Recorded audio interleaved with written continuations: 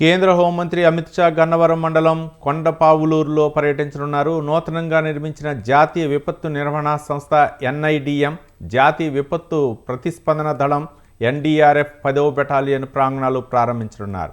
అమిత్ షా పర్యటనకు సంబంధించి అన్ని ఏర్పాట్లు పూర్తి చేసినట్లు ఏలూరు రేంజి ఐజీ అశోక్ కుమార్ తెలిపారు. పర్యటనపై ఆయా ప్రాంగణాల ఆవరణలో ఉద్యోగులు, ఇతర శాఖలతో భద్రతా ఏర్పాట్లపై ఎస్పీ గంగాధర్రావుతో కలిసి సమీక్షించారు. కేంద్ర మంత్రి పర్యటనలో ఎటువంటి అవాంఛనీయ సంఘటనలకు తావులేకుండా అన్ని జాగ్రత్తలు తీసుకున్నట్లు వెల్లడించారు. ఉదయం 10:45 విజయవాడ నోవాటెల్ నుంచి బయలుదేరి రోడ్డు మార్గంలో 11:15 కొండపావులూరు ఎన్ఐఎండికు చేరుకుంటారు. నూతన భవనాల ప్రారంభం అనంతరం 11:35 ఎన్డీఆర్ఎఫ్ 10వ బెటాలియన్ ప్రాంగణాన్ని ప్రారంభిస్తారు. అనంతరం ఎన్డీఆర్ఎఫ్లో ఏర్పాటు చేసిన సభలో కేంద్ర హోంమంత్రి అమిత్ షా పాల్గొనున్నారు. భోజన విరామం తర్వాత మధ్యాహ్నం 2 గంటలకు ఎన్డీఆర్ఎఫ్ నుంచి విమానాశ్రయానికి బయలుదేరి వెళ్తారు.